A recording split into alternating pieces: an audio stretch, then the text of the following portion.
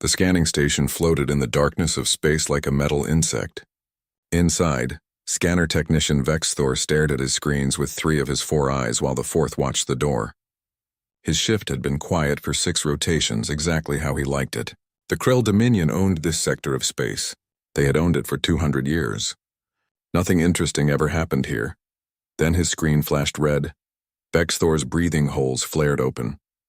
His clawed fingers danced across the console, pulling up the data.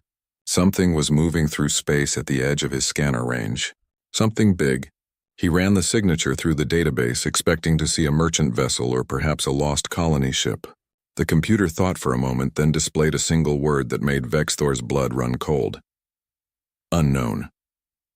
In 3,000 years of Krell expansion across the galaxy, they had cataloged every ship design from every species they had encountered. Hundreds of civilizations, thousands of ship types, all logged and classified. The word unknown should not exist in their database anymore. Vexthor called his supervisor. Commander Thrall arrived within minutes, his heavy footsteps echoing through the metal corridors. Thrall was old for a Krell warrior, his scales scarred from decades of conquest. He looked at the screen with barely concealed annoyance. "Show me," Thrall growled. Vexthor brought up the detailed scan. The vessel was large, roughly the size of a Krell battlecruiser. But the density readings made no sense. The armor appeared to be layered in a way no species had ever designed. The energy signature suggested shielding technology that operated on principles the Krell had never seen. "Where did it come from?" Thrall demanded. Vexthor checked the trajectory data. The reading suggested it came from the direction of Sector 849. That area is marked as frontier space. Low population density. Primitive worlds, Thrall snorted. Primitive worlds do not build ships like this.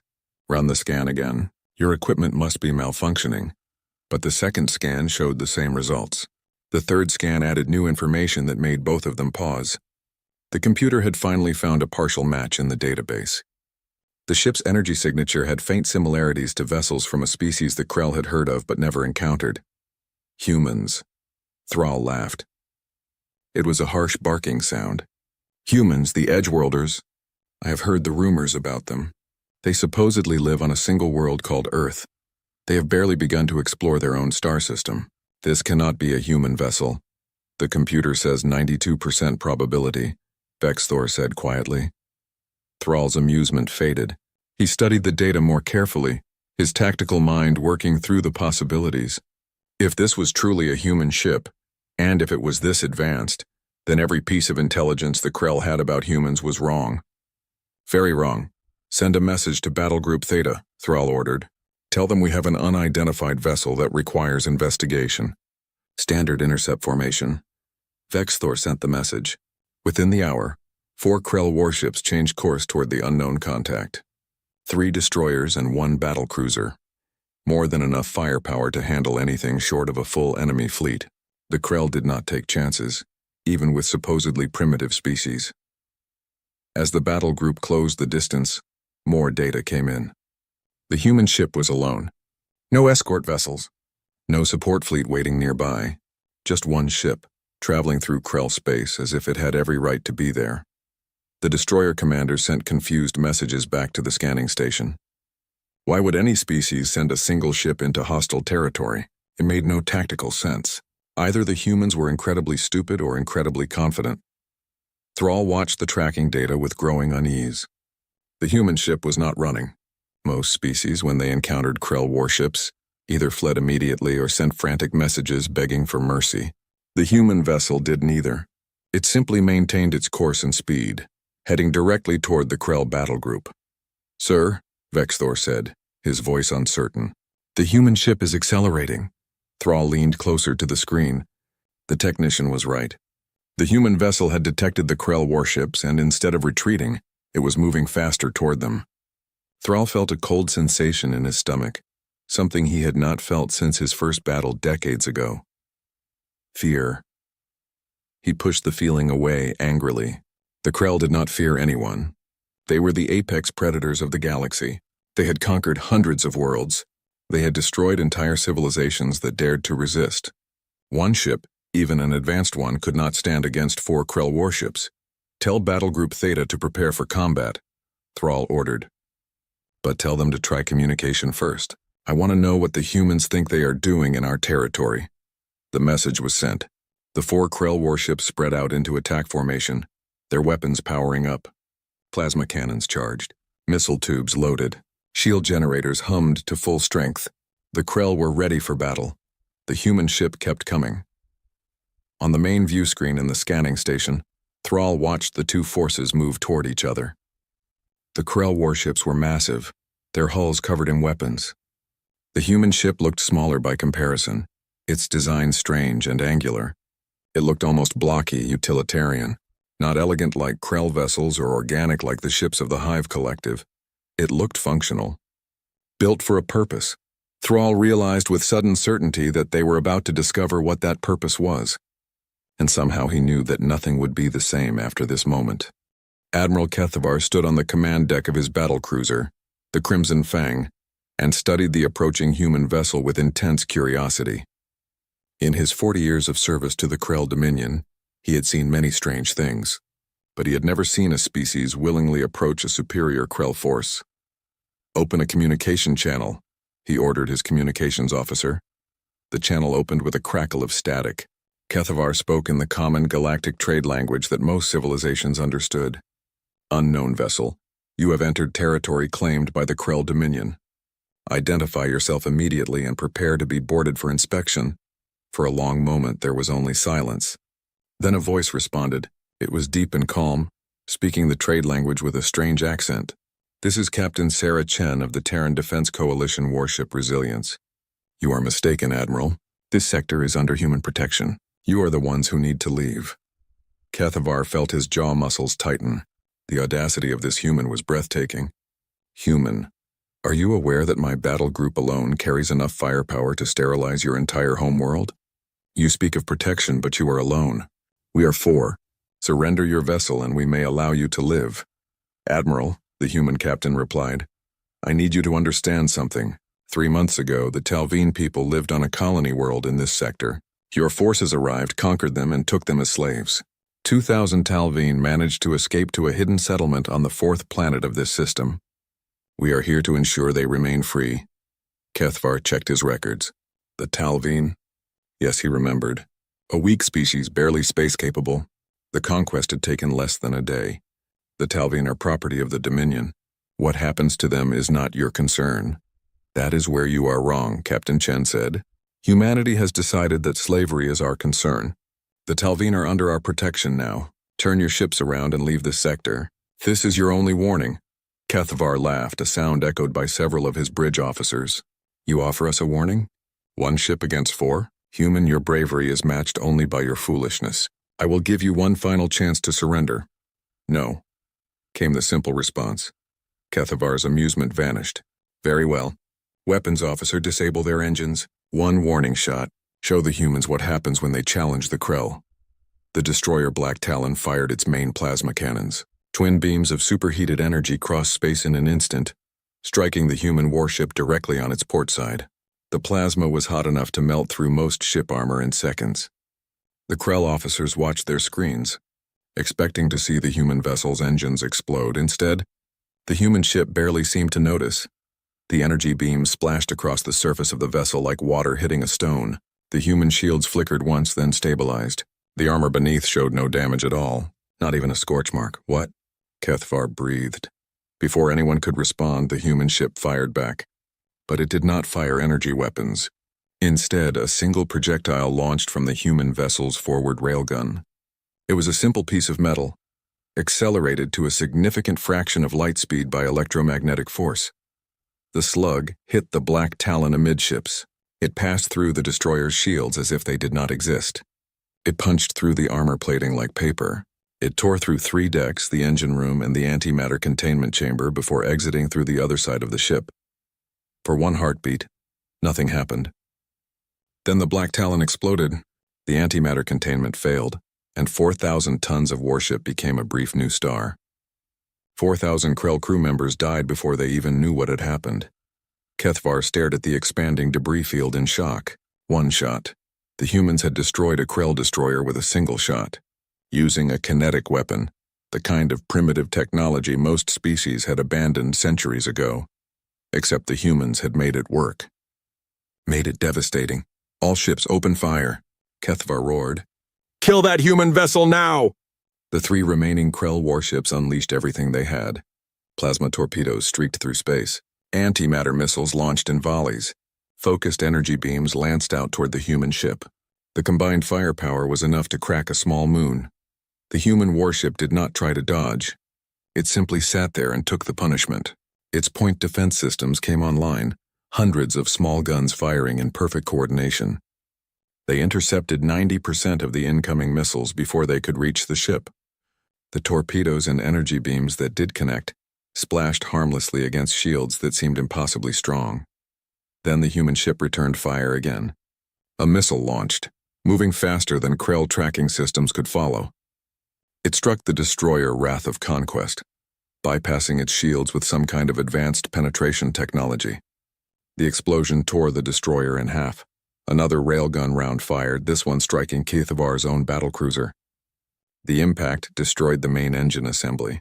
Alarms screamed throughout the ship as power failed and systems went offline. The Crimson Fang was crippled, drifting helplessly. The 3rd destroyer, the Silent Death, tried to run. Its captain ordered maximum acceleration away from the battle. The human ship tracked it with sensors but did not fire. Instead, a much smaller railgun round shot out, moving with impossible precision. It struck the destroyer's communication array, destroying it completely but leaving the rest of the ship intact. Then the human captain's voice came through again, now broadcasting on all frequencies. This is Captain Chen to all Krell vessels. Your weapons cannot harm us. Your shields cannot stop us. This is what happens when you face humanity in battle. We have spent 10,000 years fighting each other. We know war in ways you cannot imagine. Leave now and spread the word. The age of easy conquest is over. Kethvar slumped in his command chair, his mind struggling to process what had just happened. In less than 5 minutes, 3 Krell warships had been destroyed or disabled. By 1 human vessel. 1, he had to warn High Command, had to tell them that everything they knew about humans was wrong. The Crimson Fang drifted through space, its engines dead and its weapons offline. Emergency power kept life support running, but little else. Admiral Kethvar sat in the darkness of his command deck, lit only by the red emergency lights. Around him, his surviving crew worked frantically to restore basic systems. Through the view screen, he could see the human warship. It had not moved. It simply floated there, watching them with its sensors, waiting. Sir, his communications officer called out. The humans are hailing us again. Kethvar wanted to refuse. His pride demanded that he ignore the humans, that he maintain some dignity in this disaster. But he needed to understand, needed to know how this had happened. Accept the communication, he said quietly. The human captain's face appeared on the screen. She was younger than Kethvar had expected, with dark hair pulled back and eyes that looked tired but alert. She wore a simple uniform with minimal decoration, not the elaborate armor of a Krell admiral or the status symbols most species use to show rank. Admiral, Captain Chen said, I want to make something clear to you. We did not want this fight. We took no pleasure in destroying your ships, but you need to understand why you lost. You have superior technology, Kethvar said bitterly. That is why we lost. No, Chen replied, shaking her head. Our technology is not that much better than yours. Your plasma weapons are actually more advanced than our railguns. Your shields generate more raw power than ours. On paper, your ships should have won. Kethvar felt confusion mixed with his anger. Then how? Because you have never fought someone like us before, Chen explained. For 3,000 years, your people have expanded across the galaxy. You have conquered hundreds of species. But all of those species were like you. They all developed in similar ways. They all thought about war in similar patterns. She leaned forward, her expression serious. Humanity is different, Admiral. We come from a world that was harder than most. For our entire history, we fought each other, humans against humans. We had thousands of nations, all competing, all struggling, all developing new ways to kill each other. We invented war crimes because we got so good at hurting our own species that we had to create rules to limit ourselves. Kethvar listened, horrified and fascinated at the same time. Every advancement in human technology came from war, Chen continued. Better metals meant better swords. Better chemistry meant better explosives. Better physics meant nuclear weapons. We nearly destroyed ourselves a dozen times. But we learned. We learned that war is not about honor or glory. War is about winning as efficiently as possible. You are saying humans are more violent than other species? Kethavar asked. No, Chen said firmly. We are saying humans understand violence better than other species. Your people fight to conquer. The hive fights to expand. The Vrex fight for resources. But humans fight to survive. And when survival is at stake, we do not follow the rules you expect. She gestured to something off-screen, and tactical data appeared on Kethavar's screen. It showed the recent battle from the human perspective. You fired a warning shot at us. In your culture, that is normal. You show strength, then offer terms. But we saw it differently. You attacked first. That made you the aggressor. And humans have a rule about aggressors. What rule? Kethavar asked. We do not stop until the threat is eliminated, Chen said simply. When you fired on us, you told us you were willing to kill us. So we responded in kind. But we learned something from our violent history. We learned precision. Notice where we hit your ships. Kethavar looked at the tactical data. The first destroyer had been hit in the engine room. The second in the same location. His own ship had its engines destroyed, but the crew quarters were untouched. The third destroyer had only lost its communication array. You could have killed all of us, he realized. Yes, Chen confirmed. Our targeting systems are accurate enough to hit individual rooms on your ships. We could have targeted your life support, your crew decks, your command centers. But we did not. Do you know why? Kethavar shook his head slowly. Because killing you serves no purpose, Chen explained. Dead enemies cannot spread warnings. Dead enemies cannot tell their leaders that humans are not to be trifled with. We wanted you alive, Admiral. We wanted you to go back to your high command and tell them what happened here. You want me to be your messenger? Kethavar felt anger rise again. We want you to be honest, Chen replied. Tell them what you saw. Tell them that humans do not fight for territory or resources. Tell them we fight to protect those who cannot protect themselves. The Talveen are under our protection now. Any Krell ship that enters this sector will face the same response you did. She paused, then added, but also tell them this. If the Krell leave the Talveen alone, if you stop your expansion into this region, humans have no interest in fighting you. We do not want your territory. We do not want to destroy your civilization. We just want the violence to stop. Kethavar processed her words carefully. And if we do not agree? If High Command sends a full fleet to crush you? Chen's expression hardened. Then we will do what we have always done, Admiral. We will survive, and your people will learn a very hard lesson about what happens when you underestimate humanity. The communication ended. Kethavar sat in silence for a long moment. Then he turned to his communications officer.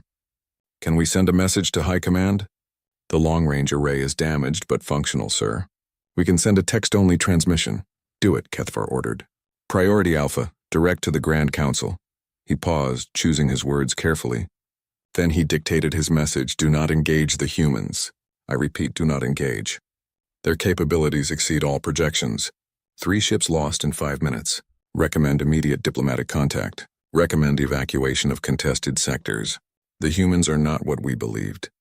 They are not primitives. They are something far more dangerous. He ended the message with a final sentence that felt like treason but had to be said. We have encountered a species that understands war better than we do. Proceed with extreme caution. The message was sent, traveling through space at faster-than-light speeds toward the Krell homeworlds. Kethavar knew it would arrive in days. He knew High Command would not believe him at first. He knew they would likely send more ships. And he knew those ships would die just like his had almost died. Because the humans had taught him something today. They had taught him that there were worse things than defeat. There was the moment when you realized your entire civilization had been wrong about something fundamental. The Krell had been wrong about humans. And that mistake might cost them everything. The Silent Death limped into Outpost Gamma 3 days after the battle. The destroyer's crew had spent those days in terrified silence, knowing they were lucky to be alive.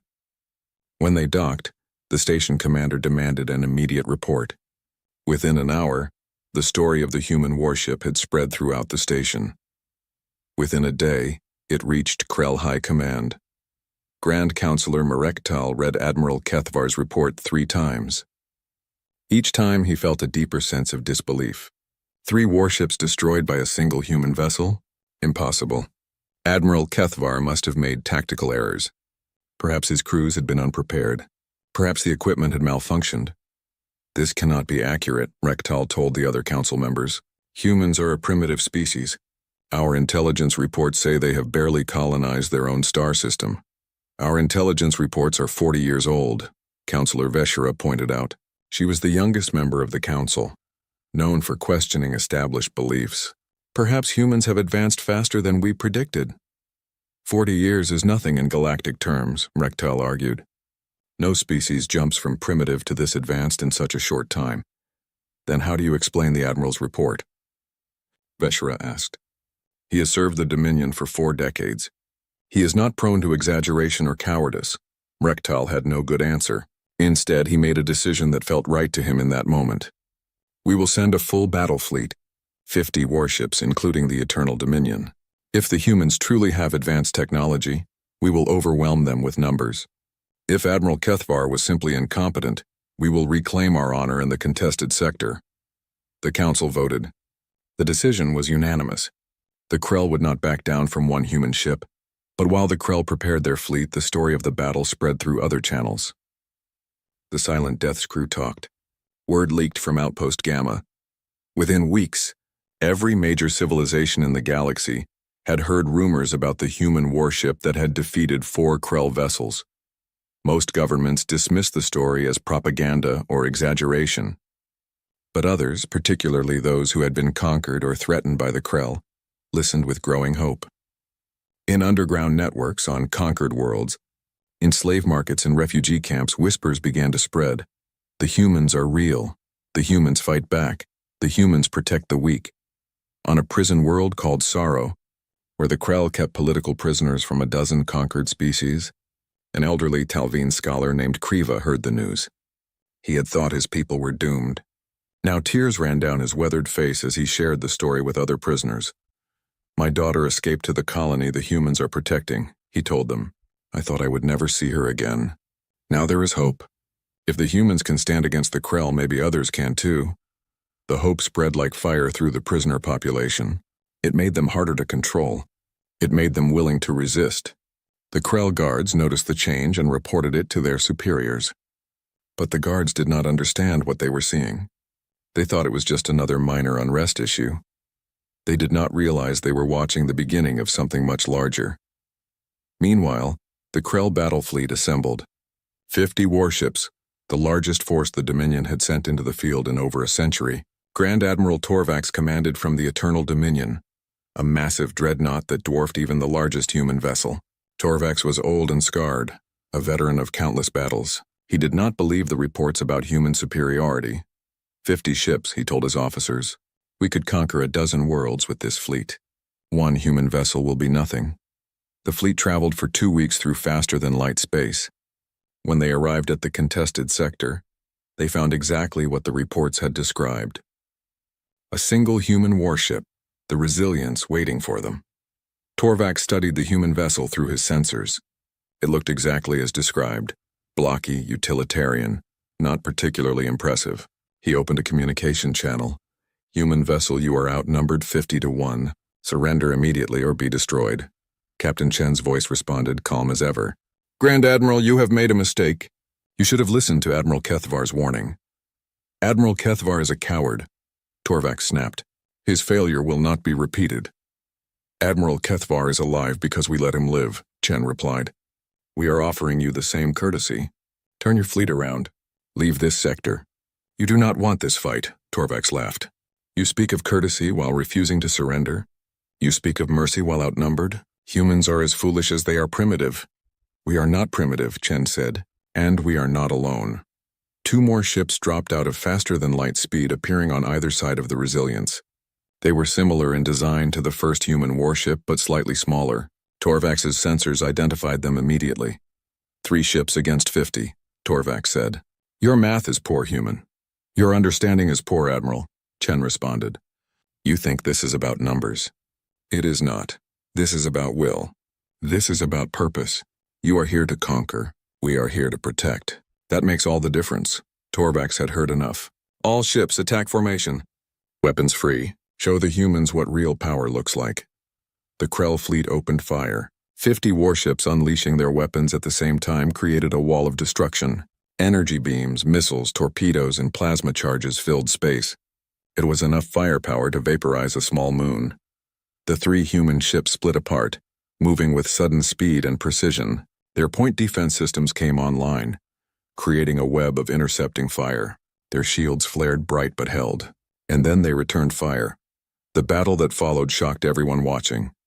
The human ships fought with a coordination that seemed impossible. They covered each other perfectly. When one ship's shields weakened, another would move to protect it. Their targeting was precise beyond belief. Every shot they fired hit exactly what they aimed at. Within 10 minutes, 5 Krell ships were destroyed. Within 20 minutes, another 10 were crippled. The human vessels targeted command ships first, destroying or disabling the fleet's leadership. Then they hit the carrier vessels, the ships that supplied the fleet with fighters and support craft. Torvax watched in growing horror as his perfectly organized battle fleet descended into chaos. Ships collided trying to avoid human fire. Commanders screamed conflicting orders. The formation that had looked so powerful at the start was now a confused mess. All ships retreat, Torvax finally ordered. Retreat to rally point 7. The Krell fleet fled. The human ships let them go, not pursuing. They simply held their position, guarding the sector they had claimed to protect. Captain Chen's final message followed the retreating fleet. This is the Terran Defense Coalition. The sector is now under human protection. Any species seeking refuge from aggression may find safety here. Any aggressor will face the same response you just witnessed. We are not your enemies, but we will not allow innocent species to be conquered. Spread the word. The age of unopposed expansion is over. The message was broadcast on all frequencies. It reached every ship in the sector. It reached the monitoring stations. It reached the underground networks and the prison worlds and the conquered colonies. And across the galaxy, in thousands of places, beings heard those words and felt something they had not felt in years. They felt hope. The Silent Death limped into Outpost Gamma 3 days after the battle. The destroyer's crew had spent those days in terrified silence, knowing they were lucky to be alive. When they docked, the station commander demanded an immediate report. Within an hour, the story of the human warship had spread throughout the station. Within a day, it reached Krell High Command. Grand Counselor Merektal read Admiral Kethvar's report 3 times. Each time he felt a deeper sense of disbelief. 3 warships destroyed by a single human vessel? Impossible. Admiral Kethvar must have made tactical errors. Perhaps his crews had been unprepared. Perhaps the equipment had malfunctioned. This cannot be accurate, Rektal told the other council members. Humans are a primitive species. Our intelligence reports say they have barely colonized their own star system. Our intelligence reports are 40 years old, Councillor Veshera pointed out. She was the youngest member of the council, known for questioning established beliefs. Perhaps humans have advanced faster than we predicted. 40 years is nothing in galactic terms, Rektal argued. No species jumps from primitive to this advanced in such a short time. Then how do you explain the Admiral's report? Veshera asked. He has served the Dominion for 4 decades. He is not prone to exaggeration or cowardice. Rektal had no good answer. Instead, he made a decision that felt right to him in that moment. We will send a full battle fleet, 50 warships, including the Eternal Dominion. If the humans truly have advanced technology, we will overwhelm them with numbers. If Admiral Kethvar was simply incompetent, we will reclaim our honor in the contested sector. The council voted. The decision was unanimous. The Krell would not back down from 1 human ship, but while the Krell prepared their fleet, the story of the battle spread through other channels. The Silent Death's crew talked. Word leaked from Outpost Gamma. Within weeks, every major civilization in the galaxy had heard rumors about the human warship that had defeated 4 Krell vessels. Most governments dismissed the story as propaganda or exaggeration. But others, particularly those who had been conquered or threatened by the Krell, listened with growing hope. In underground networks on conquered worlds, in slave markets and refugee camps, whispers began to spread. The humans are real. The humans fight back. The humans protect the weak. On a prison world called Sorrow, where the Krell kept political prisoners from a dozen conquered species, an elderly Talveen scholar named Kriva heard the news. He had thought his people were doomed. Now tears ran down his weathered face as he shared the story with other prisoners. "My daughter escaped to the colony the humans are protecting," he told them. "I thought I would never see her again. Now there is hope. If the humans can stand against the Krell, maybe others can too." The hope spread like fire through the prisoner population. It made them harder to control. It made them willing to resist. The Krell guards noticed the change and reported it to their superiors. But the guards did not understand what they were seeing. They thought it was just another minor unrest issue. They did not realize they were watching the beginning of something much larger. Meanwhile, the Krell battle fleet assembled. 50 warships, the largest force the Dominion had sent into the field in over a century. Grand Admiral Torvax commanded from the Eternal Dominion, a massive dreadnought that dwarfed even the largest human vessel. Torvax was old and scarred, a veteran of countless battles. He did not believe the reports about human superiority. 50 ships, he told his officers. We could conquer a dozen worlds with this fleet. One human vessel will be nothing. The fleet traveled for 2 weeks through faster-than-light space. When they arrived at the contested sector, they found exactly what the reports had described. A single human warship, the Resilience, waiting for them. Torvax studied the human vessel through his sensors. It looked exactly as described. Blocky, utilitarian, not particularly impressive. He opened a communication channel. "Human vessel, you are outnumbered 50 to 1. Surrender immediately or be destroyed." Captain Chen's voice responded, calm as ever. "Grand Admiral, you have made a mistake. You should have listened to Admiral Kethvar's warning." "Admiral Kethvar is a coward," Torvax snapped. "His failure will not be repeated." "Admiral Kethvar is alive because we let him live," Chen replied. "We are offering you the same courtesy. Turn your fleet around. Leave this sector." "You do not want this fight," Torvax laughed. "You speak of courtesy while refusing to surrender. You speak of mercy while outnumbered. Humans are as foolish as they are primitive." "We are not primitive," Chen said, "and we are not alone." 2 more ships dropped out of faster-than-light speed, appearing on either side of the Resilience. They were similar in design to the first human warship, but slightly smaller. Torvax's sensors identified them immediately. 3 ships against 50, Torvax said. "Your math is poor, human." "Your understanding is poor, Admiral," Chen responded. "You think this is about numbers. It is not. This is about will. This is about purpose. You are here to conquer. We are here to protect. That makes all the difference." Torvax had heard enough. "All ships, attack formation. Weapons free. Show the humans what real power looks like." The Krell fleet opened fire. 50 warships unleashing their weapons at the same time created a wall of destruction. Energy beams, missiles, torpedoes, and plasma charges filled space. It was enough firepower to vaporize a small moon. The 3 human ships split apart, moving with sudden speed and precision. Their point defense systems came online, creating a web of intercepting fire. Their shields flared bright but held. And then they returned fire. The battle that followed shocked everyone watching. The human ships fought with a coordination that seemed impossible. They covered each other perfectly. When one ship's shields weakened, another would move to protect it. Their targeting was precise beyond belief. Every shot they fired hit exactly what they aimed at. Within 10 minutes, 5 Krell ships were destroyed. Within 20 minutes, another 10 were crippled. The human vessels targeted command ships first, destroying or disabling the fleet's leadership. Then they hit the carrier vessels, the ships that supplied the fleet with fighters and support craft. Torvax watched in growing horror as his perfectly organized battle fleet descended into chaos. Ships collided trying to avoid human fire. Commanders screamed conflicting orders. The formation that had looked so powerful at the start was now a confused mess. "All ships retreat," Torvax finally ordered. "Retreat to rally point 7. The Krell fleet fled. The human ships let them go, not pursuing.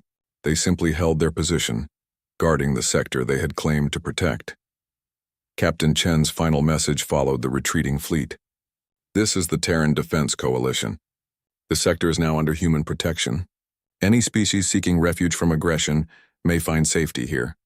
Any aggressor will face the same response you just witnessed. We are not your enemies, but we will not allow innocent species to be conquered. Spread the word." The age of unopposed expansion is over. The message was broadcast on all frequencies. It reached every ship in the sector. It reached the monitoring stations. It reached the underground networks and the prison worlds and the conquered colonies. And across the galaxy, in thousands of places, beings heard those words and felt something they had not felt in years. They felt hope. 6 months after the battle, the Krell Dominion signed a non-aggression treaty with the Terran Defense Coalition. It was the first time in 3,000 years that the Krell had agreed to limit their expansion. Grand Counselor Marek Tal signed the document with shaking hands, knowing that his civilization's age of easy conquest was over. The treaty established clear boundaries. The Krell would withdraw from 12 sectors, leaving them as neutral zones where smaller species could settle without fear. In exchange, humanity agreed not to enter Krell Core territory. It was not a surrender, but it was an acknowledgement that the galaxy had changed. The Vrex Conclave watched the Krell Treaty with alarm. The Vrex were a hive mind species that had been expanding aggressively for centuries. If the Krell could be stopped, the Vrex might be next. They decided to test human resolve. A Vrex war fleet arrived at one of the human protection zones and demanded that a refugee colony surrender to them. The colonists were Felnar, a species the Vrex had conquered decades ago. A few thousand Felnar had escaped and were now under human protection. 3 human warships responded to the Vrex fleet. The battle lasted 18 minutes. The Vrex lost half their fleet before retreating. 2 weeks later, the Vrex sent diplomatic envoys to Earth, requesting a treaty similar to the one the Krell had signed. The Hive Collective, a species of insectoid warriors, made the same mistake. They attacked a human-protected world, confident in their superior numbers. The humans showed them that numbers meant nothing against superior tactics and training. The Hive also sued for peace. Within 2 years of the first battle, 3 major aggressive empires had signed treaties with humanity. The galactic political landscape had shifted more in those 2 years than it had in the previous 1,000. But the changes went deeper than just treaties. The protection zones humanity established became beacons of hope. Species that had been conquered or enslaved began to rebel. They knew that if they could reach human space, they would find sanctuary. Refugee ships started arriving by the hundreds, then by the thousands. The humans were not prepared for the flood of refugees. The Terran Defense Coalition had started as a military organization, not a humanitarian one. But humanity adapted as it always had. They built new stations to house the refugees. They shared their technology to help refugees start new settlements. They mediated disputes between different species trying to coexist in the protection zones. It was not easy. There were failures and mistakes. Some refugee groups could not get along with each other. Some tried to abuse human protection for their own gain. Pirates and criminals tried to hide among the refugees. But humanity worked through each problem, learning as they went. On Earth, the Terran Defense Coalition faced its own questions. Admiral Sarah Chen stood before the Coalition Council, answering hard questions about humanity's role in the galaxy. "We set out to protect the Talveen," Counselor Martinez said. "Now we are protecting half the galaxy. Where does it end?" "When the violence ends," Chen replied. "When species can live without fear of conquest. When the strong no longer prey on the weak." "That is an impossible goal," another counselor argued. "We cannot police the entire galaxy." "We do not need to police it," Chen said. "We need to show other species that resistance is possible. We need to prove that the big empires can be stopped. Already we are seeing changes. The Krell have withdrawn from occupied territories. The Vrex have freed their slaves. The Hive has stopped its expansion. Our presence alone is changing their behavior." "But at what cost?" Counselor Martinez pressed. "We have lost ships. We have lost people. How many human lives are worth saving alien civilizations?" The question hung in the air. Chen took a long breath before answering. "Counselor, humanity spent 10,000 years killing each other. We fought wars over resources, territory, ideology, religion. We nearly destroyed ourselves multiple times. But we learned. We learned that violence only leads to more violence. We learned that peace requires those willing to stand against aggression." She looked at each council member in turn. These alien species did not ask to be conquered. They did not choose to be enslaved. They are victims of empires that believe might makes right. If we who understand the cost of violence refuse to help them, then what was the point of all our suffering? What did we learn from our own history? The council chamber was silent. Finally, Counselor Martinez spoke again. "What do you recommend, Admiral?" "I recommend we continue what we started," Chen said. "But we do it smarter. We train other species to defend themselves. We share our technology with those who will use it to protect, not conquer. We build alliances based on mutual defense, not dominance. We create a galaxy where the refugees do not need us because they can protect themselves. The Council debated for 3 days. In the end, they voted to expand the protection zones and increase training programs for refugee species. Humanity would not be saviors or rulers. They would be teachers and allies. 3 years after the first battle, representatives from 42 different species gathered on a neutral station to discuss forming a mutual defense pact. They called themselves the Free Worlds Alliance. The Krell, Vrex, and Hive were not invited. Neither were any other aggressive empires. The Alliance's founding document was simple. We, the free species of the galaxy, declare that all sentient beings have the right to exist without fear of conquest or enslavement. We will defend each other. We will protect the weak. We will stand together against aggression. We ask humanity to stand with us not as our leaders but as our equals. Admiral Chen attended the signing ceremony. She was older now, her hair showing streaks of gray. She had seen too much combat, made too many hard decisions. But when she saw the representatives of 42 species signing the document together, she felt something she had not felt in years. Pride. A young Talvine diplomat approached her after the ceremony. His name was Jevka, and his mother had been one of the refugees humanity had first protected. Admiral Chen, my people have a saying, "The strongest tree provides shelter for the weakest saplings." Thank you for being our shelter while we grew strong enough to stand on our own. Chen smiled. Your people are the ones who survived, who rebuilt, who refused to give up. We just gave you the time and space to do it. The strength was always yours. That night, alone in her quarters, Chen recorded a message. It would not be sent for another 100 years when it would be released as a historical document. But she wanted future generations to understand what had happened and why. To whoever watches this, she said to the camera, we did not set out to change the galaxy. We set out to protect one small refugee colony. But sometimes standing up for what is right has consequences beyond what you imagine. Sometimes refusing to accept injustice changes everything around you. She paused, gathering her thoughts. Humanity spent thousands of years learning how to fight. We became very good at violence. But we also learned that violence must have purpose. It must serve life, not death. It must protect, not destroy. When we entered the galactic stage, we brought those lessons with us. The galaxy was ruled by fear.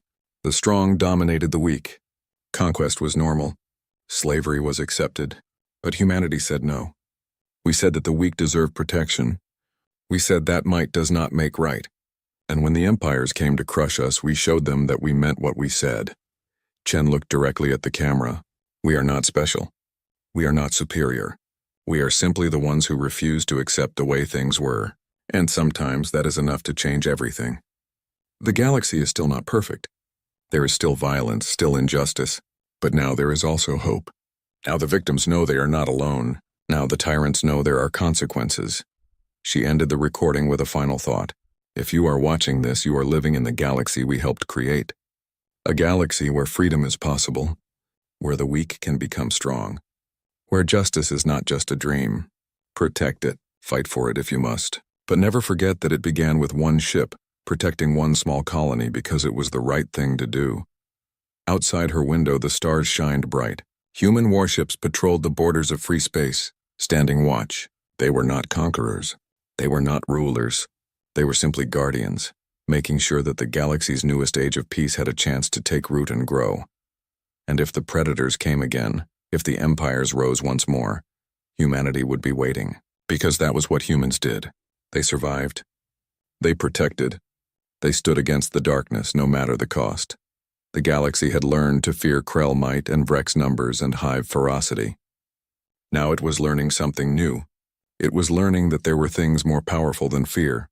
Hope, courage, the willingness to stand up and say, no more.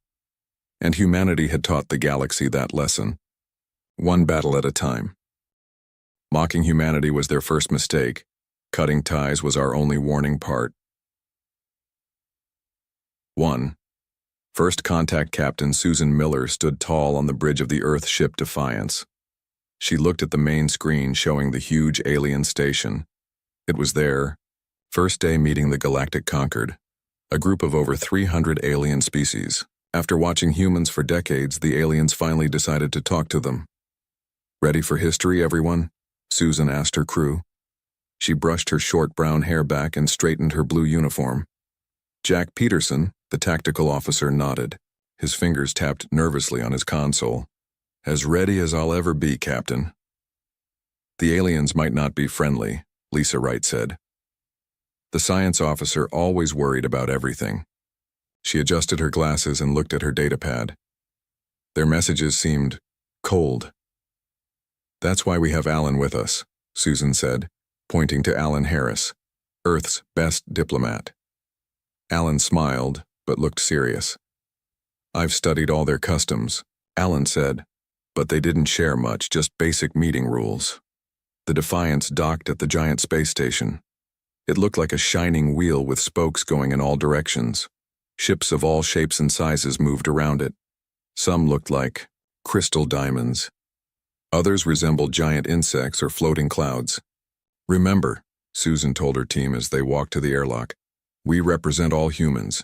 Stay calm no matter what happens." The doors opened. Susan blinked at the bright light. 3 aliens waited for them. The tallest alien looked like a walking crystal with blue light inside. 2 long crystal arms ended in 3-fingered hands. It had no face, just a smooth crystal surface that glowed when it spoke. "I am High Chancellor Zakvex of the Vexari," it said in perfect English. The voice sounded like glass bells. "We lead the conquered." Beside the crystal alien stood something like a gray octopus floating in air. Purple eyes covered its body, all blinking at different times. This was Elder Mindenthal of the Nur, a telepathic species. "Your minds are noisy," Enthal said without moving. The words appeared directly in the humans' heads. The 3rd alien looked more normal to human eyes. It had green skin and 4 arms, but stood on 2 legs. "Transit Director Kleetok, it said with a small bow. "I will show you to your rooms." Susan stepped forward and bowed as Alan had taught her. "Captain Susan Miller of Earth, we bring greetings from all humans." High Chancellor Zakvex made a sound like breaking glass. Susan realized it was laughing. "Susan Miller," the crystal being said, breaking her name into wrong parts. Such simple sounds like animal calls. Susan kept her face calm, but she felt her cheeks getting hot. "The apes have learned to build ships," Elder Mindenthal sent to everyone's thoughts. "How amusing." Alan Harris stepped forward. "We're honored to join the Galactic Conquered. Earth is eager to learn and share." "Yes, yes," Zakvex cut him off, with a wave of a crystal hand. "All young species say the same things. You'll have plenty of time to show us your tricks." "Tricks?" Jack whispered to Lisa. The green alien Kleetok looked uncomfortable. "Please follow me to your quarters. You must be tired after your journey." They walked through huge hallways filled with aliens of all types. Some looked at the humans with many eyes. Others turned away as if the humans smelled bad. "How long have the Vexari led the Concord?" Susan asked Kleetok. "Nearly 200,000 of your years," Kleetok answered. "The Nur joined as partners 150,000 years ago. The rest of us came later." Lisa gasped. "Your civilization is that old?" "The Vexari consider themselves young," Kleetok said quietly. "There were others before them who moved on." They reached their rooms. Susan frowned when she saw them. The rooms were small with basic furniture. A single window showed the stars outside. "These are junior species quarters," Kleetok explained, looking apologetic. "All new members start here." "Thank you," Susan said politely. "When will formal talks begin?" "Tomorrow. The Grand Assembly will introduce you." Kleetok pointed to a screen on the wall. "This will show you where to go. It also connects to our knowledge base, but your access is limited, for now." After Kleetok left, Jack kicked a chair. "Did you hear how they talk to us? Like we're children." "Or pets," Lisa added, looking around the room with her scanner. "Captain, they're watching us. I'm finding at least 5 different monitoring devices." Susan wasn't surprised.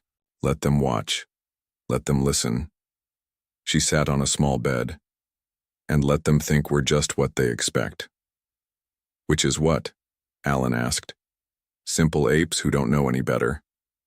Susan smiled. It wasn't a friendly smile.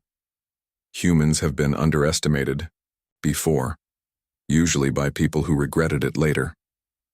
That night, while the others slept, Susan took out an old paper notebook. Paper was something the aliens wouldn't expect. She wrote her first report to Earth using a simple code. First contact, made with Galactic Concord. They are older than we imagined and more arrogant than we feared.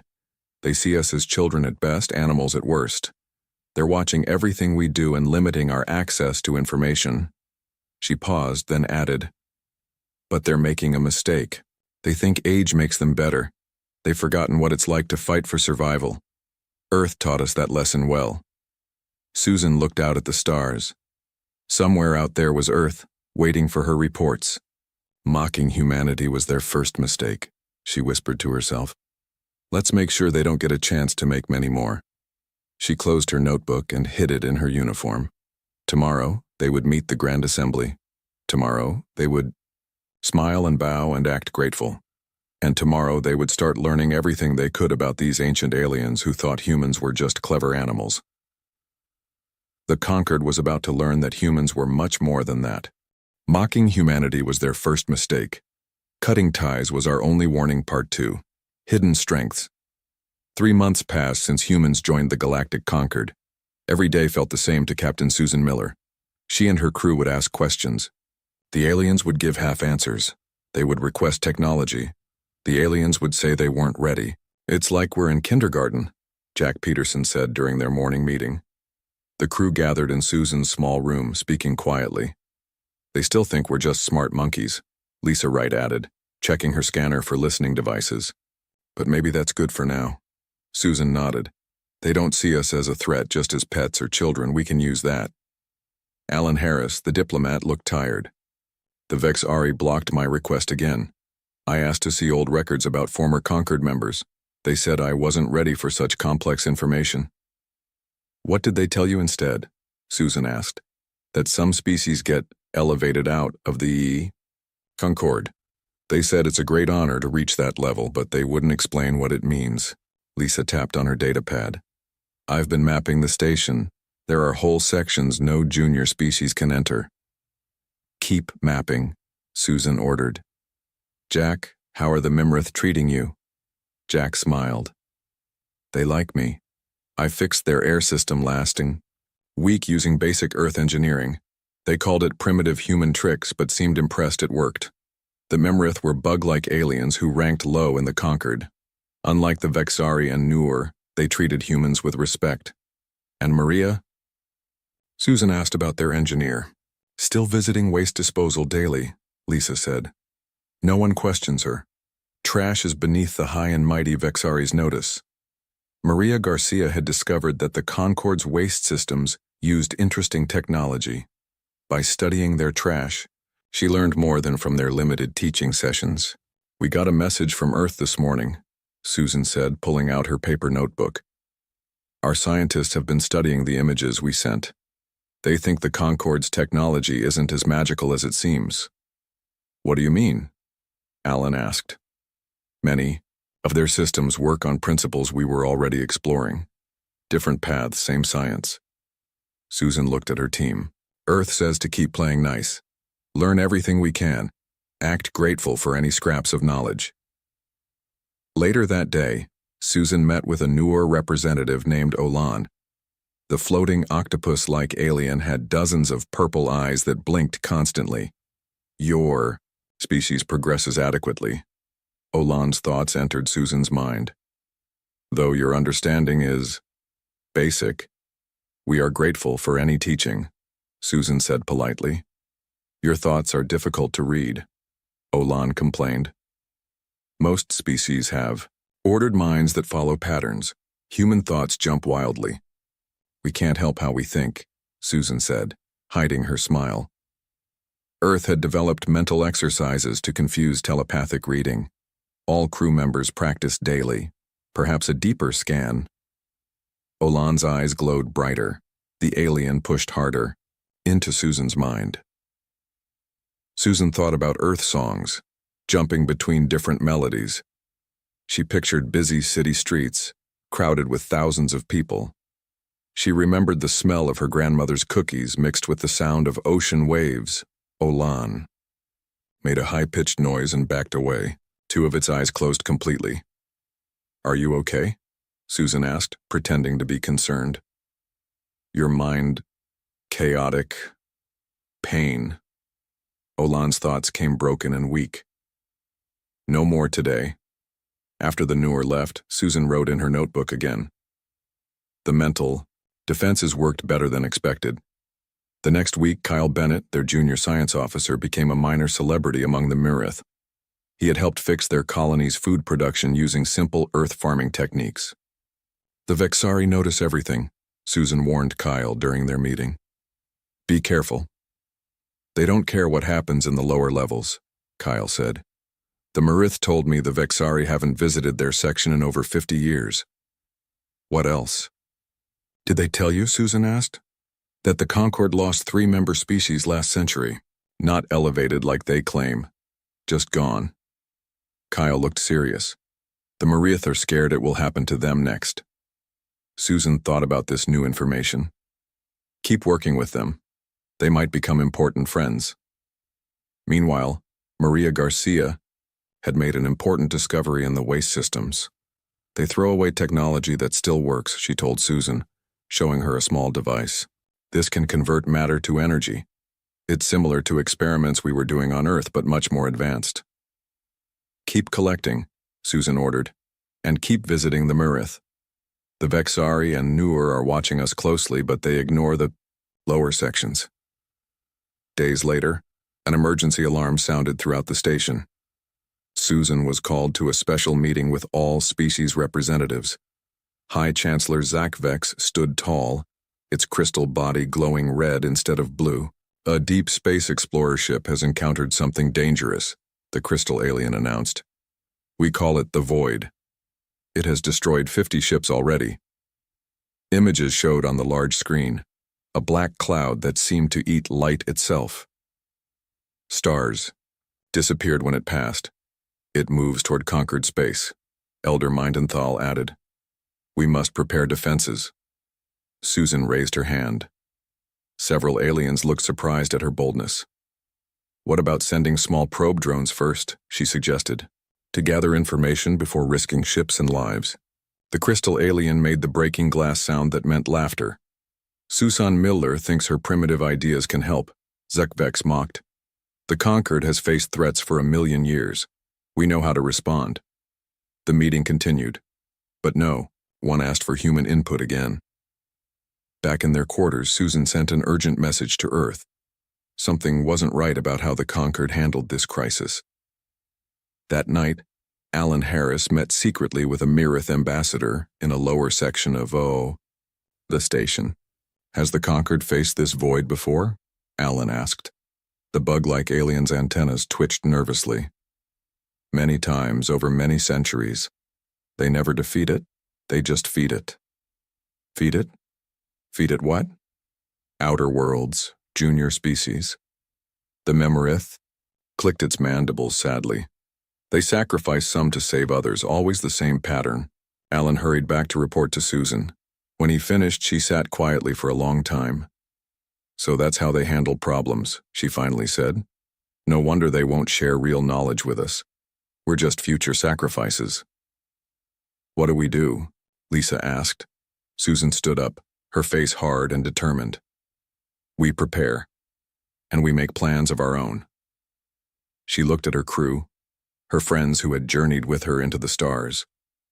"The Conquered thinks humans are simple, weak creatures who will follow orders like all the others," she said. "Time to show them how wrong they are. Mocking humanity was their first mistake. Cutting ties was our only warning part." 3.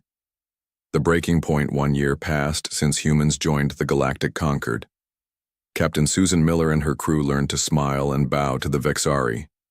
They accepted being treated like children, but in secret, They gathered information and made friends with the lower species like the Marith.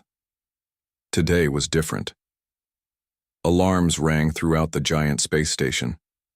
All species gathered in the Grand Assembly Hall. The void grows stronger, High Chancellor Zach Vex announced. The crystal alien's body pulsed with red light. It has reached the outer systems. On the huge screen, everyone saw the dark cloud moving through space. It swallowed planets and ships, like they were nothing. We have sent our strongest battle fleet, Elder Mind and Thal of the Noor said. The floating octopus-like aliens' thoughts felt cold in everyone's minds. They will stop it. Susan watched carefully. She noticed how the older species took charge. The Vexari and Noor gave orders. Everyone else just nodded. Have you dealt with this void before? Susan asked loudly. The room went silent.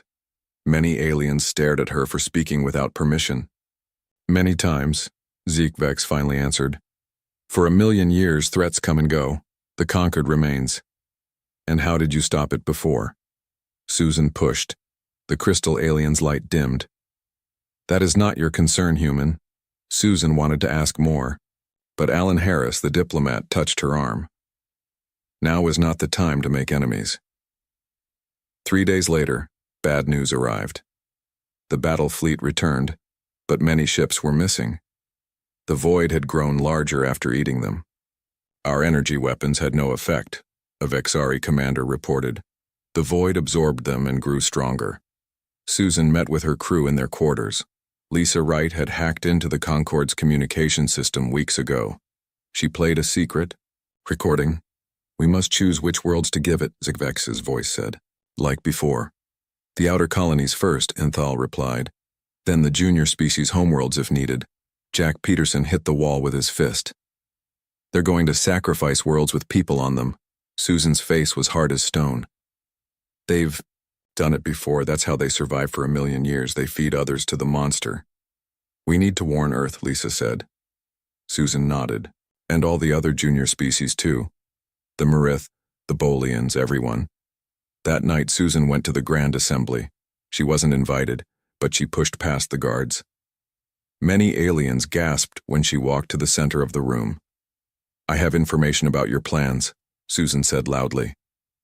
You're going to sacrifice worlds to feed the void. Zekivex rose up, crystal body flashing angry red. Remove this human immediately.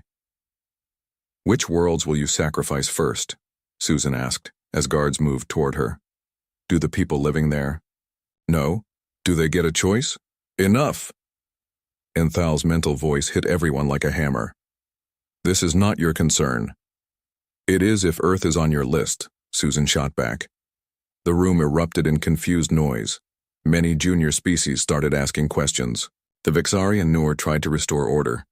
Susan was dragged out by security forces. They took her back to the human quarters. You are confined here for creating panic, the security chief said. For your own protection. After they left, Susan smiled at her crew. Did you see? The junior species are asking questions now. The Vexari and Noor hate questions. What's our next move? Alan asked. Susan pulled out a small device Maria Garcia had built from Concord waste technology. We send a message to every junior species in the Concord, tell them what's happening, and we offer them something the Concord never has. What's that? Lisa asked.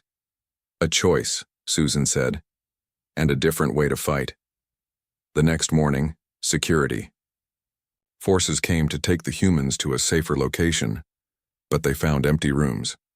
On the station's main deck, alarms blared. The Defiance had broken away from its dock without permission. It was moving away from the station at high speed. Stop them, Zikvex ordered. Concord ships launched to chase the human vessel, but the Defiance was faster than it should have been. Maria Garcia had studied Concord engine designs for months and made improvements the aliens never expected. How are they moving so quickly? A Noor controller asked in confusion. Their engines were primitive. The Defiance reached safe distance and then jumped to faster than light speed, disappearing from the Concord's sensors. Before they vanished, Susan sent one last message to the entire Concord. Humanity appreciates the Concord's hospitality, but We prefer to face extinction on our terms rather than yours. Consider our ties cut." The message continued playing on all Concord channels. Security couldn't shut it off. "For any species who wants a choice, we offer friendship. We will not sacrifice your worlds to save ours. We will find another way together. The Defiance will stop at these coordinates for 3 days before returning to Earth. Any who wish to join us are welcome." In the Concord control room, chaos broke out. Vex tried to block the message, but it kept playing.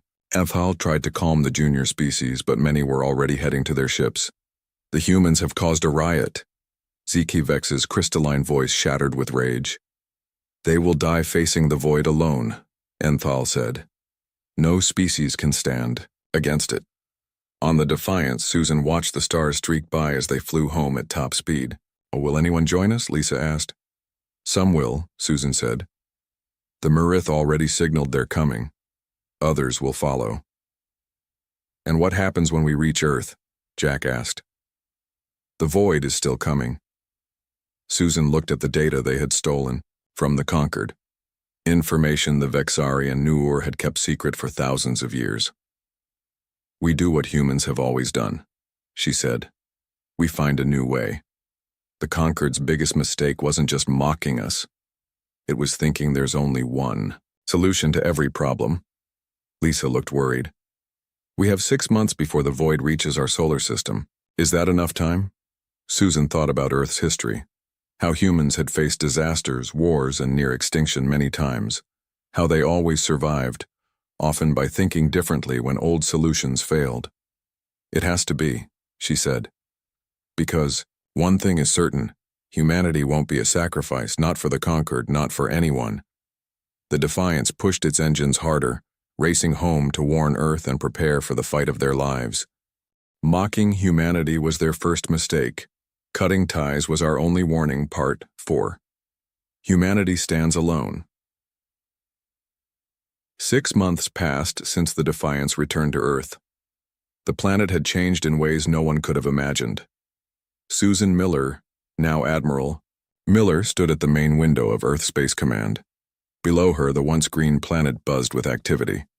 Factories worked day and night. New ships rose into space every hour. "Admiral, the Minarith ships have arrived," Jack Peterson said, walking up beside her. He now led Earth's tactical division. "They brought more refugees from the outer colonies." Susan nodded. "How many species have joined us now?" 23, Jack answered. "Mostly the younger ones the Concord didn't value. The Marith, the Bolians, the Trell." When the Defiance had returned with news of the Void and the Concord's plan to sacrifice worlds, Earth's leaders acted quickly. They called it the Great Preparation. Every factory was turned to building ships and weapons. Scientists worked around the clock studying the Concord technology Maria Garcia had brought back. "Have you seen what Dr. Chen is working on?" Jack asked. Susan smiled. "The nanomachines? Yes, they're almost ready." Dr. Chen led Earth's science team. Using scraps of Concord knowledge combined with human innovation, they developed something new. Not energy weapons that the Void could absorb, but billions of tiny machines designed to change how space itself worked. "The Void has reached the Concord's outer worlds," Lisa Wright reported, joining them at the window. She now ran Earth's intelligence network. 3 planets already gone. Millions of refugees are heading to the core worlds. "And are the Vexari and Noor letting them in?" Susan asked, though she already knew the answer. Lisa shook her head. "They've closed their borders, only protecting their own kind." Susan wasn't surprised. The Concord's oldest species always saved themselves first. That's how they had survived for 1,000,000 years. "Our fleet is ready," Alan Harris said, entering the room.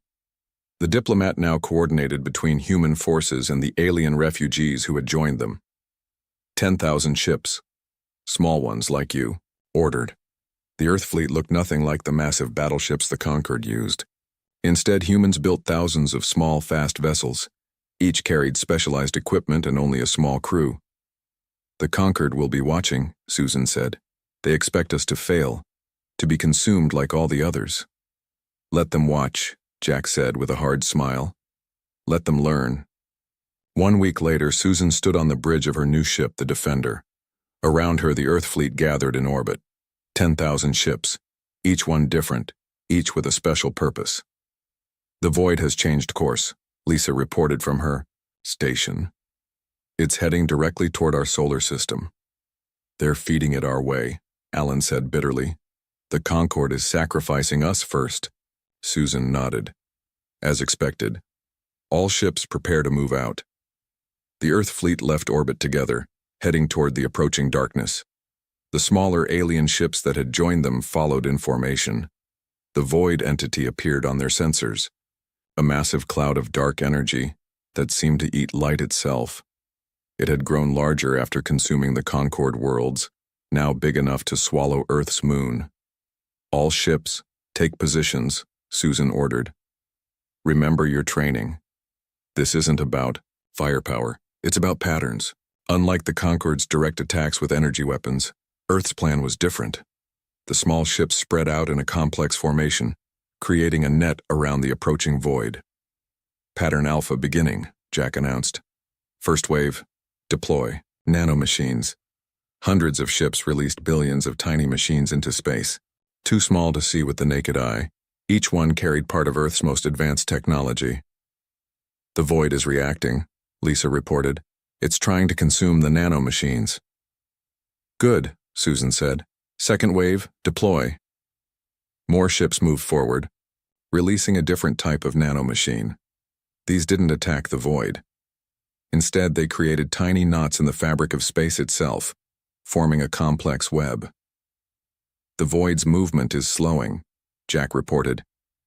It's getting caught in the spatial distortions. On their long-range sensors, Susan could see conquered vessels watching from a safe distance. She smiled, imagining their confusion. It's working, Lisa said with amazement.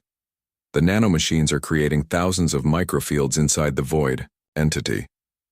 The Void began to pulse with strange light. Its perfect darkness became spotted with blue energy as the nanomachines did their work. Third wave, prepare for final phase, Susan ordered. The last groups of Earth ships moved into position. Each carried devices based on Concord waste disposal technology that Maria Garcia had studied, but humans had modified them in ways the aliens never imagined. The Imrith ship is hailing us, Alan said. Their scientists want to observe up close. Tell them to stay back, Susan warned. This is the most dangerous part. In the Concord observation fleet, the Vexari and Noor watched in stunned silence. Their sensors showed something impossible happening. The humans are changing the Void. A Vexari scientist reported, crystal body flickering with confusion. Not destroying it, transforming it. The Earth fleet completed its pattern. All ships now surrounded the Void entity in a sphere. The nanomachines had created a complex web inside it, dividing the once unified darkness into smaller sections. All ships deploy Phase 3, Susan ordered. The modified waste converters activated. Simultaneously, they didn't try to destroy the Void. Instead, they changed what it consumed. We're feeding it something else, Susan explained to her bridge crew. Something that won't harm worlds or people. The Void's color slowly shifted, from pure black to dark blue, then lighter blue. Its violent movements calmed. Admiral, we're getting readings, Lisa said in wonder. The Void entity it's redirecting its feeding. It's consuming background vacuum energy instead of matter. Susan let out a breath she didn't know she was holding. That's unlimited food for it. It won't need planets anymore. We did it, Jack whispered. We actually did it. The transformed Void pulsed with gentle blue light. It began moving away from the fleet, drawn toward the empty space between galaxy arms where vacuum energy was abundant. Susan opened a channel to all ships. The threat has been neutralized. All vessels return to standard formation. The Earth fleet will escort the entity to safe distance. As the ships reformed, Susan received an urgent message. A Concorde diplomatic vessel was approaching. They want to talk now? Jack asked with a harsh laugh. Susan smiled. Of course they do. They just saw us solve a problem they've faced for 1,000,000 years. a problem they could only handle by sacrificing others. "What will you tell them?" Alan asked. Susan looked at the transformed void entity, now peacefully moving away from inhabited space.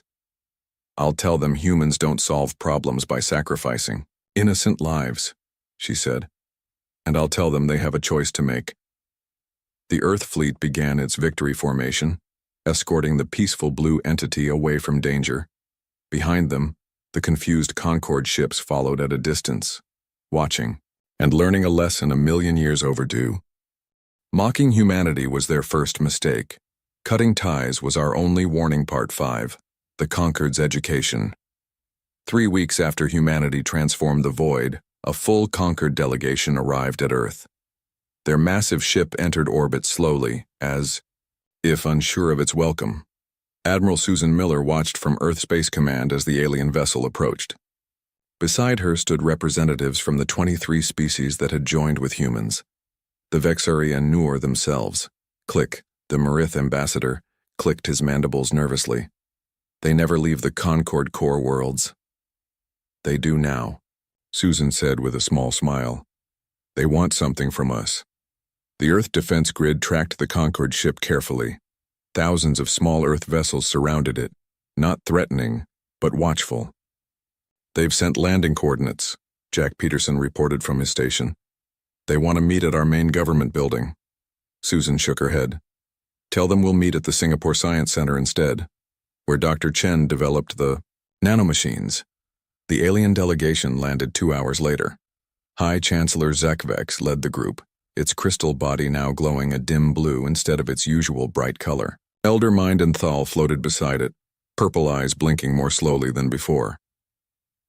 "Admiral Miller," Zekvex said, its voice lacking the mocking tone it once had. "The Concord appreciates Earth's assistance with the void entity." Susan nodded but said nothing. She let the silence stretch uncomfortably. "Your solution was unexpected," and Thal's thoughts entered the minds of everyone present. "No species has ever tried to change the void rather than fight or flee it. We don't sacrifice lives when there are other options," Susan replied simply. The Earth team led the aliens through the Science Center. Dr. Chen explained how they developed the nanomachines using principles the Concord had discovered but never fully explored. "You took waste disposal technology and adapted it?" ZKVX asked Maria Garcia, who now led Earth's engineering division. "You throw away good ideas," Maria answered. "We recycle them." The tour ended in a large meeting room. Maps showed the transformed void entity, now glowing blue, moving safely away from inhabited space. "We have monitored it for 3 weeks," Lisa Wright explained. "It no longer consumes planets or ships. It feeds only on background vacuum energy." "An unlimited food source," Alan Harris added. "It doesn't need to harm anyone anymore." "High Chancellor." Zekvex's crystal body made a sound like gentle bells. "In 1,000,000 years, no species ever thought to feed it something else. Perhaps because the Concord never truly needed to find another solution," Susan said. "You always had worlds to sacrifice." The room grew quiet at her blunt words. The Vexari and Noor representatives looked uncomfortable, if such advanced aliens could feel discomfort. "We have survived by making difficult choices," and Thal's thoughts came defensively. "You survived by making others pay the price," Susan corrected. "That's not the same thing." Zekvex moved forward, towering over Susan. "What would you have done differently, human? Let core worlds with trillions of citizens be destroyed to save a few million on the outer edges?" Susan met the crystal alien's gaze without blinking. "I would have looked for another way every time, because once you decide some lives matter less than others, you never stop making that choice." The Marith ambassador clicked in agreement. So did the representatives of other former junior species. "Our data suggests 3 more void entities may awaken within the next century," Susan continued. "Our way works, but we need resources and cooperation to prepare." "What are you suggesting?" Zekvex asked. Susan looked at the gathered aliens, both former Concord members and the Vexari and Noor themselves. "A new alliance," she said. "Not a concord where some rule and others follow. A true partnership where every species contributes what they do best. The Vexari have led for 200,000 years, Enthal protested. Our experience got you into a pattern of sacrificing others, Susan cut in. Maybe it's time for new ideas. Surprisingly, Zikvex made a sound like soft laughter. You, humans are remarkable. You've been among the stars for less than 100 years, yet you lecture species 1,000 times older. Being old doesn't always make you wise, Susan replied. Sometimes it just makes you stuck in old patterns. The meetings continued for days. The Vexari and Nuur were not used to being challenged or treated as equals. But they had seen what humanity could do, how they solved an ancient problem in months that the Concord couldn't solve in 1,000,000 years.